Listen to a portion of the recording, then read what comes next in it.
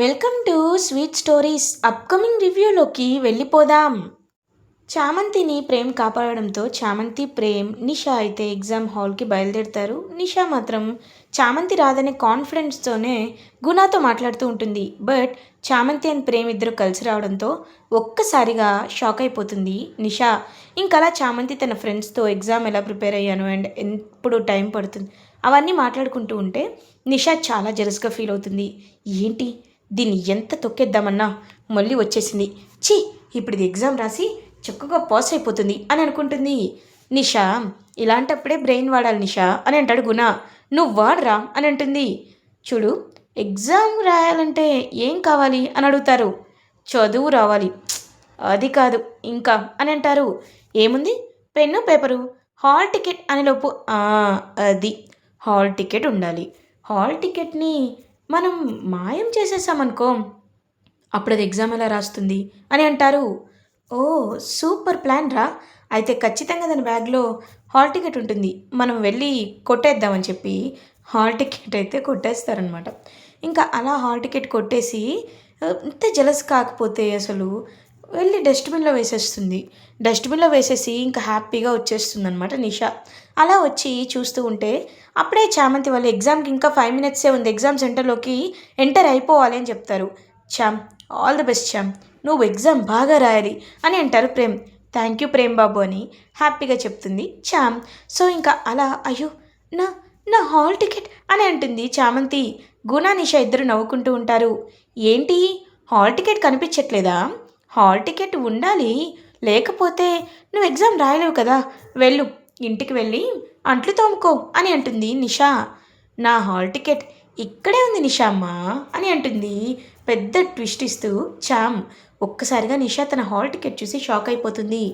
మరి మేం పడేసింది అని ఆలోచిస్తుంటే, మీరు పడేసింది మీ హాల్ టికెటే నిషమ్మ అని అనేసరికి ఒక్కసారిగా నిషా షాక్ అయిపోతుంది. గుణ బ్రేక్ అయిపోతాడు. ఇంకా వెంటనే అలా పరిగెత్తుకుంటూ వెళ్తుందనమాట నిషా.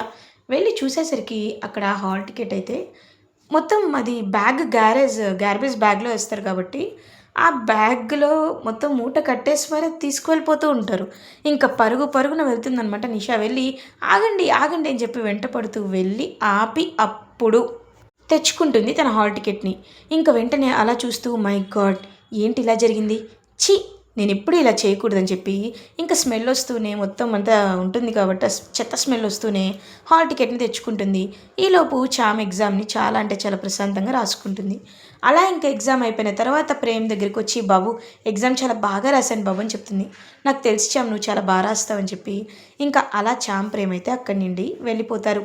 చామంతి మాత్రం ఆలోచిస్తూనే ఉంటుంది. చామ్, ఏం ఆలోచిస్తున్నావు అంటారు. ఏం లేదు బాబు అని అంటారు. లేదు చామ్, నువ్వేదో దాచిపెడుతున్నావు, నీకేదైనా అవసరం ఉందా చెప్పు చామ్, ఏదైనా అవసరం అయితే నేను కొనిస్తాను అని అంటారు. అవసరం అంటే అలాంటిదేమీ లేదులే బాబు అని అంటుంది.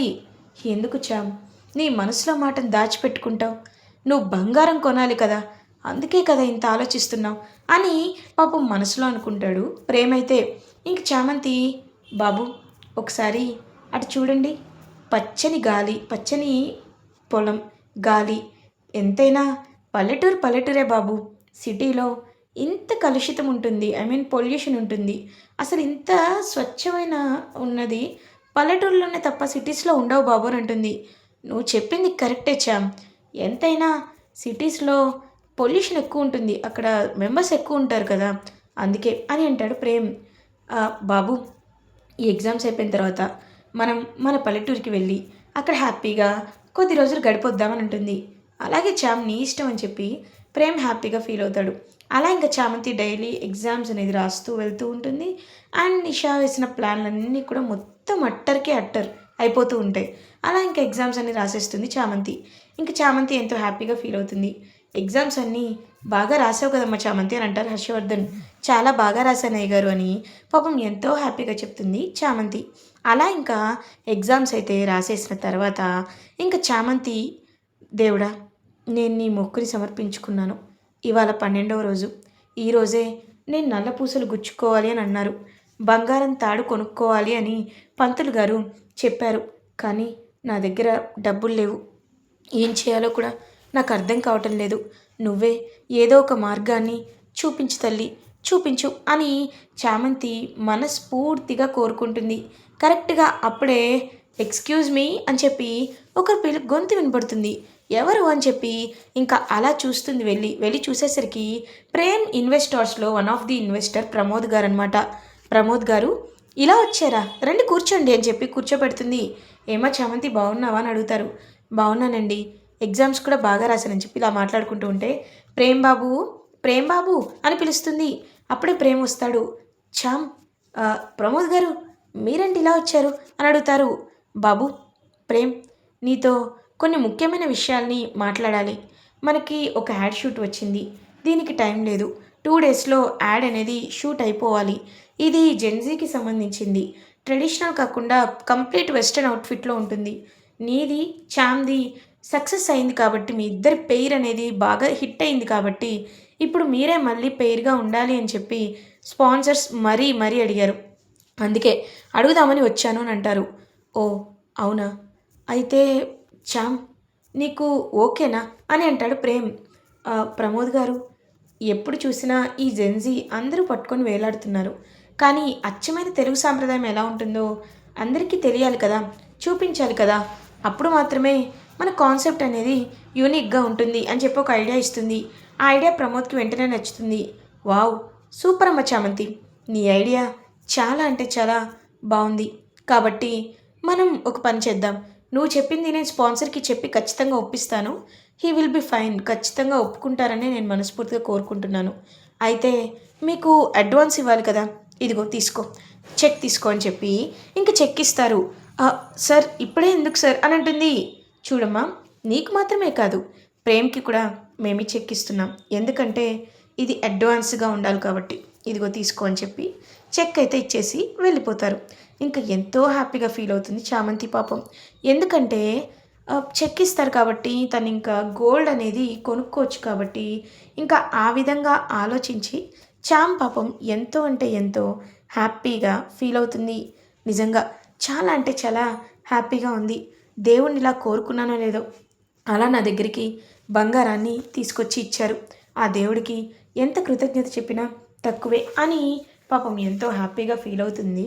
అలా ఇంకా చామంతి.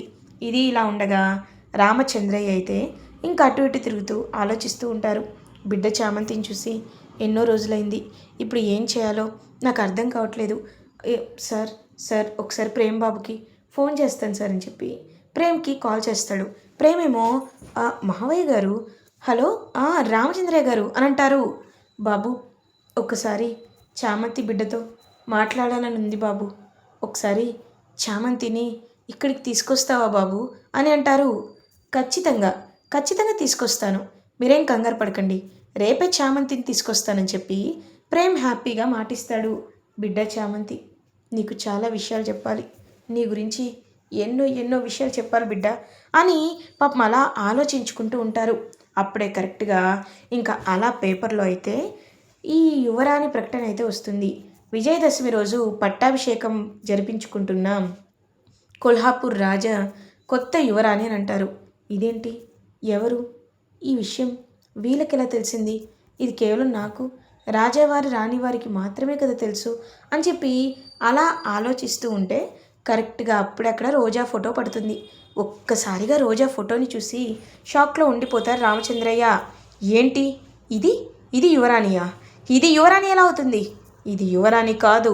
ఇదంతా ఇదంతా కుట్ర చేసి దీని డబ్బు ఆశకి ఇలా చేసుకుంటున్నట్టుంది.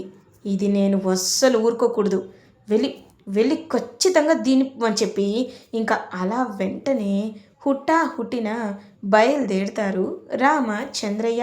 ఇంకా అలా బయలుదేరి వెళ్ళేసరికి ఒక్కసారిగా రోజా అయితే రామచంద్రయ్యని చూసి గడగడ వణికిపోతూ ఉంటుంది. ఇదేంటి నాన్న ఇక్కడికి వచ్చాడు? అమ్మో నేను దాక్కోవాలని చెప్పి వెంటనే వెళ్ళి దాక్కుంటుంది రోజా. ఇంకా అలా రోజా దాక్కునేసరికి రోజాని చూస్తూ రోజా రోజా అని చెప్పి అడుగుతూ ఉంటే అప్పుడే రమాదేవి వస్తుంది. రమాదేవిని చూసి షాక్ అవుతాడు రామచంద్రయ్య.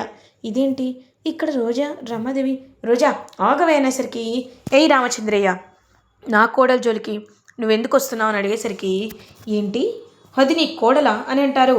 అది ఇది అంటున్నావేంటి? నా కోడలు కాబోయే యువరాణి తను ప్రిన్సెస్ అని అంటుంది రమాదేవి. అవును, నా వైఫ్ ప్రిన్సెస్ అని అంటాడు ఈ అరుణ్ కూడా. ఇంక వెంటనే దాన్ని మీరు యువరాణి అనుకుంటున్నారా? దానికి అసలు అర్హతే లేదు. అది యువరానే కాదు, రామచంద్రయ్య కూతురు రోజా అది అని చెప్పేసరికి ఒక్కసారిగా రామచంద్రయ్య తన నోటితోనే తను చెప్పేసరికి షాక్లో ఉండిపోతారు.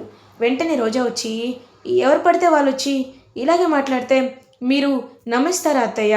నేను ఆయన కూతుర్ని కాదనేసరికి రోజా చెంప పగల కొడతారు. రామచంద్రయ్య, ఛీ, నీకు కొంచెం కూడా సిగ్గుగా లేదా? నాన్న నాన్న అని చెప్పుకోకపోవడం నీది ఒక బతికేనా అని చెప్పి తిడతారు. నువ్వెన్నైనా చెప్పు, ఇది కుదరదు అనేసరికి అయితే ఒకే ఒక మార్గం ఉంది, డిఎన్ఏ టెస్ట్ అని అంటుంది రమాదేవి. అత్తయ్య అని అంటారు. చూడమ్మా రోజా, నువ్వు నిజంగా రాజావారి రాణివారి మనవరాలివే కాబట్టి నువ్వు నిరూపించుకోమ్మా.